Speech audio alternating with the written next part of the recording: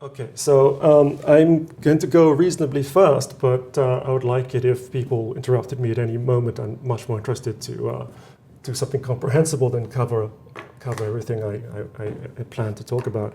So mostly I want to introduce these questions and try and explain why they're interesting, or try and convince you they're interesting. So let's start in the simplest formulation. So given some set K contained within 2 by 2 matrices, this is the question interested. Suppose we have some Sobolev function U such that the U belongs to K almost everywhere. The question we're interested in is, does this imply that the U is smooth? In other words, does the mere fact of this differential inclusion imply additional regularity of the gradient? And there's a reason we ask this. Perhaps the most obvious reason is that it is the case when we have a specific case of K being the conformal matrices, which are just lambda times rotations. Because if we have this differential inclusion into this set K, maybe I just write S02 in this case, then this is the Cauchy-Riemann equations. And we actually have that U is analytic in this case. So it's as smooth as it could possibly be. And you might think, okay, well, that's not exactly the theorem. The difference being that in complex analysis, we insist that the derivative exists everywhere. This is a different hypothesis. So, but with some not particularly difficult work, you can still conclude the same thing, that if you have this is true almost everywhere, then actually U is analytic. So we have a dramatic improvement of regularity when we have the differential inclusion into this particular set. So that is the classical positive result. Let's go in the opposite direction and see how this can fail. So we say that a set that K has got a rank 1 connection. I'm going to write R1 connection.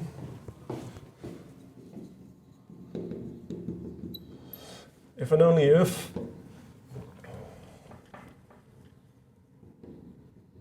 there exist A and B belonging to K, A not equal to B, such that the rank of A minus B is equal to 1.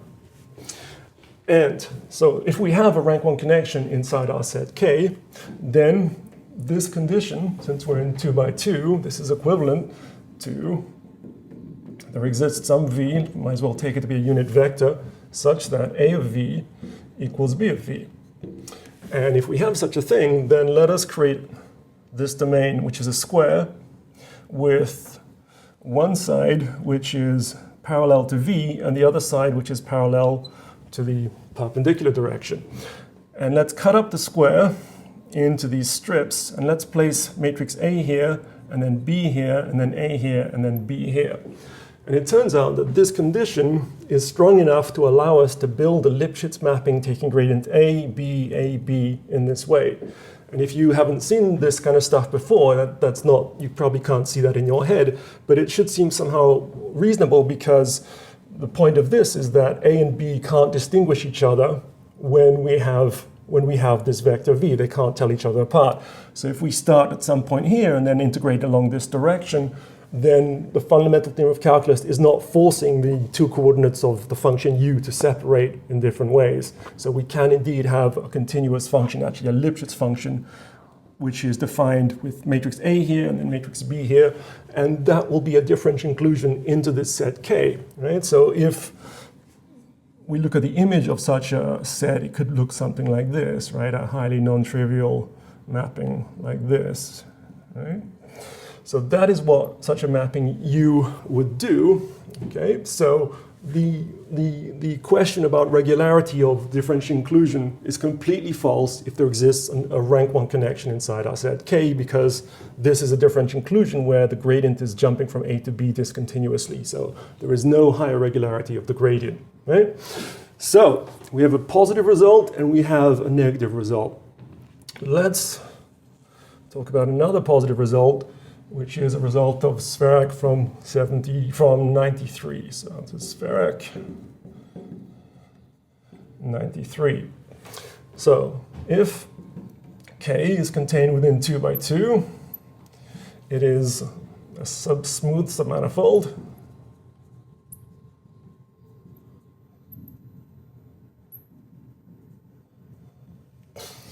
It is closed and connected.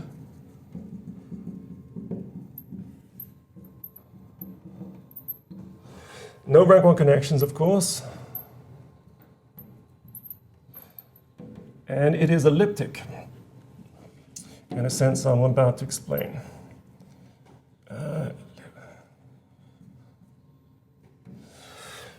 Then we actually have higher regularity of the differential inclusion.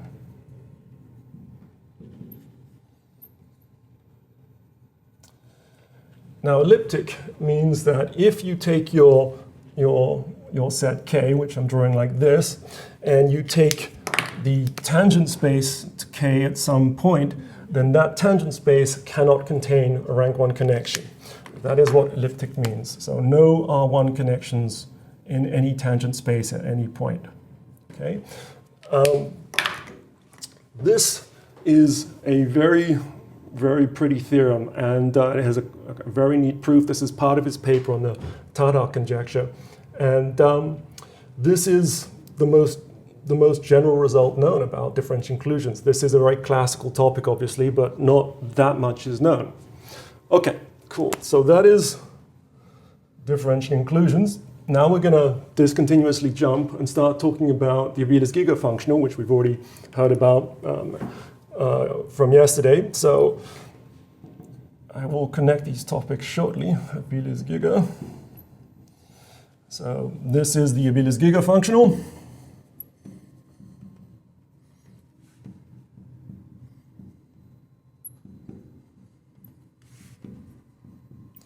It's modeling various things. Blistering, thin film magnetization. We are minimizing over, I hope you can see down here, this space. And we have some classic theorems about this. So what is most interesting about this functional is that it's the most natural higher order generalization of the Montecourt-Mortola functional, I should say, and most interesting in my opinion.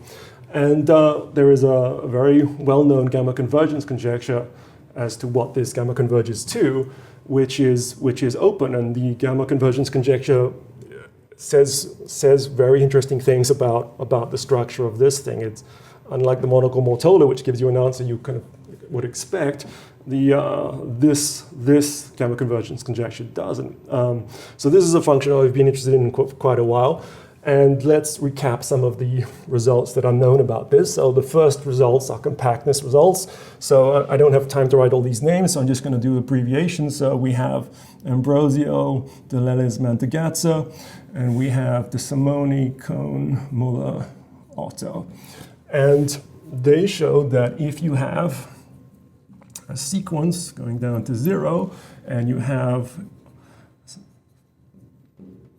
a sequence of functions whose energy is bounded, then we actually have that these guys are going to converge in W13 to some limiting function, which is highly non-trivial because if you look at this functional here, it is not constraining the second gradient as epsilon goes down to 0. So it's already quite a surprise and quite a strong result that we have the gradients converging, but we actually do. And to do this, they imported a concept called entropies from conservation laws.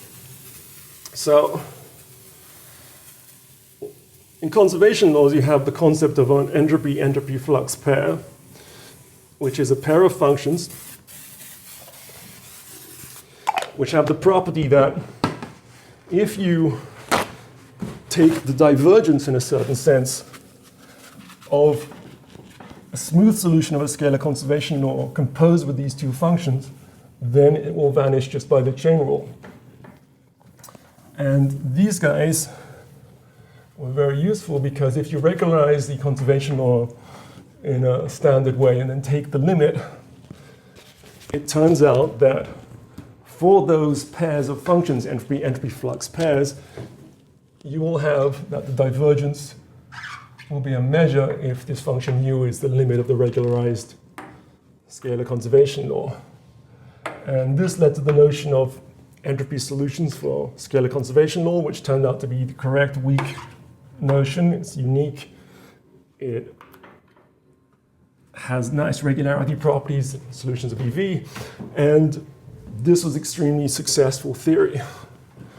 And what people who initiated the work on the Aviles Giga did was import these ideas. So maybe I'll write some of this down. So in scalar conservation laws, you have your entropy flux pairs like this, and you have this relation. So this would be your scalar conservation law. And you want this kind of relation. And then it turns out just by the chain rule that if you have something smooth, if you have a smooth solution to this, then if you do this,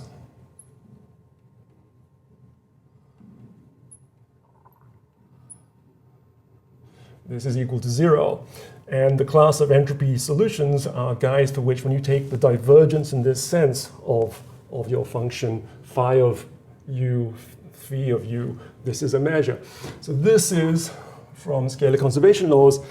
And in the Aviles Giga functional, this is what we do. So we say that phi from R2 to R2 is an entropy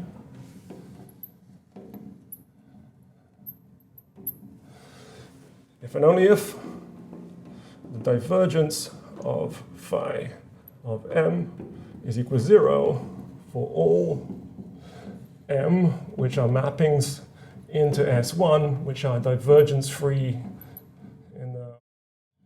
Okay, so you might think, okay, why are we now talking about divergence-free? Well, in the micromagnetics model, then it's more common to work with divergence-free, but since we're in 2x2, if we just take our curl-free vector field and rotate it, then it's divergence-free. Okay, so this is an entropy, okay? And what these authors did were use entropies to prove compactness. So in the Deleles-Mantegazza, or the Ambrosio-Deleles-Mantegazza paper, they used these two classic entropies by Jin and Cohn.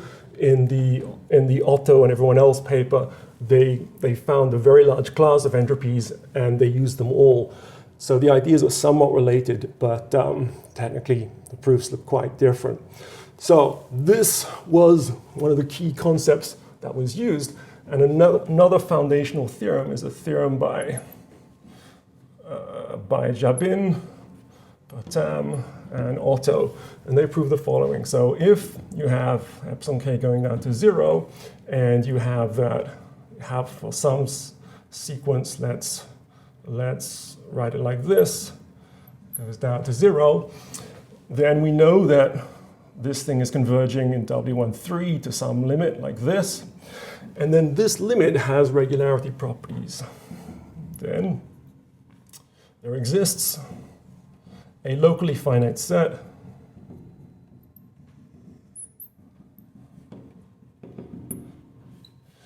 let's differentiate these different lines we have here.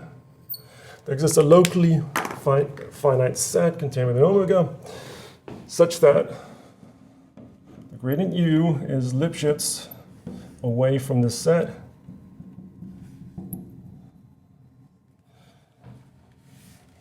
And for any convex u contained within omega such that u intersect S just consists of a single point, then we have that the gradient of u has very specific structure. It looks like this.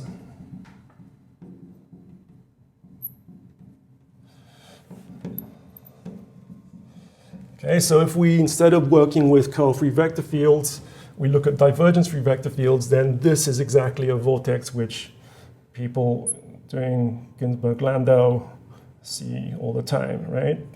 So it's saying that this function u is defined in a very precise way from its singularities, and this is what I'm going to call rigidity. Okay, cool. So this is a cute result, and there's a final quite important result for the future theorems, which I'm not going to have time to talk about. What connected us to differential inclusions was that a couple years ago, when Guanying was in Cincinnati, we were considering the question of trying to generalize this result, because actually what Jabin, Pertam, Otto proved was the following: that if we have divergence of every entropy for all entropies,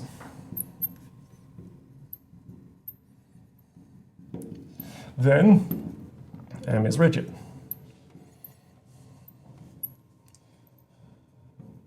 Rigid from now on is just ridge dot. So there are two classic entropies called the Jin-Cohn entropies, which are rather nice entropies. They are just polynomial functions of their coordinates. So with a bit more time I could write them, but these are rather simple entropies to write down, not in terms of their expression, but just you can write them down and just verify that they're an entropy. Oops, Jin-Cohn. And what we wanted to do was to replace this hypothesis by simply having that two entropies vanish, these two, the Jin-Cohn.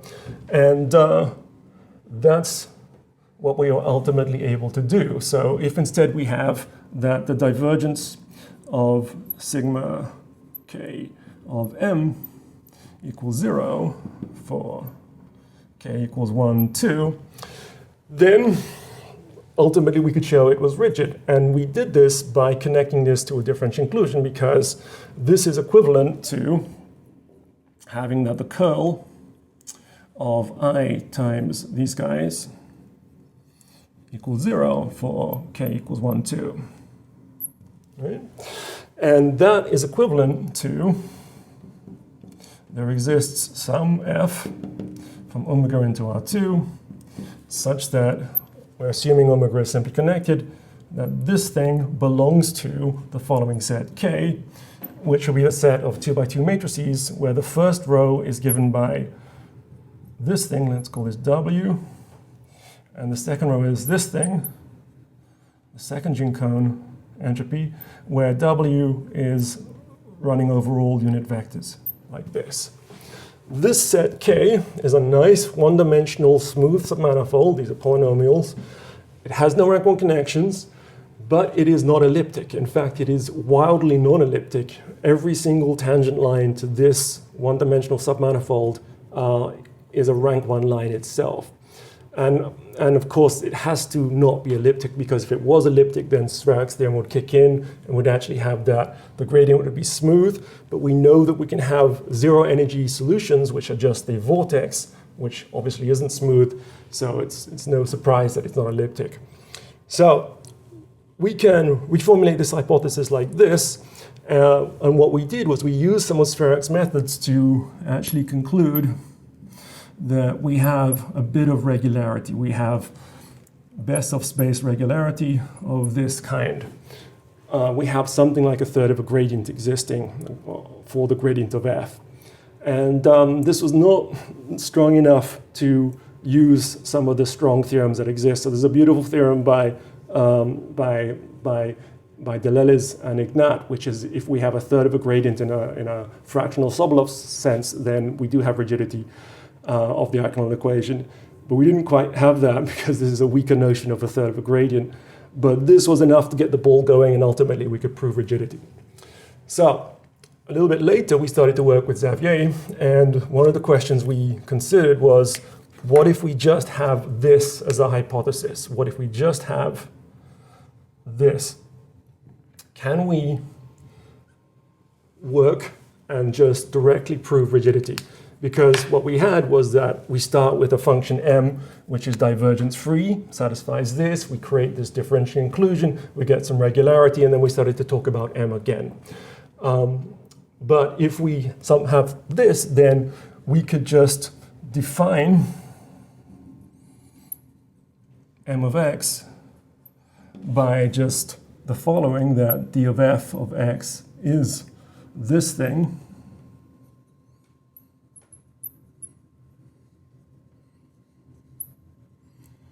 right? Because every gradient's inside this set, so there exists some m of x which picks it up. But then this thing won't necessarily have divergence equal to 0. If it did, then we could just use our previous theorem, but there's no reason for it to be true. So we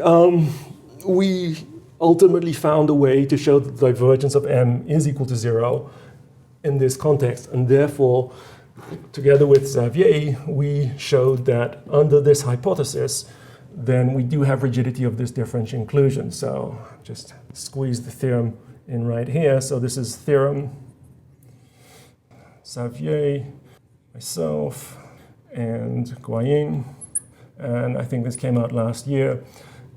If we have, this implies that df is rigid.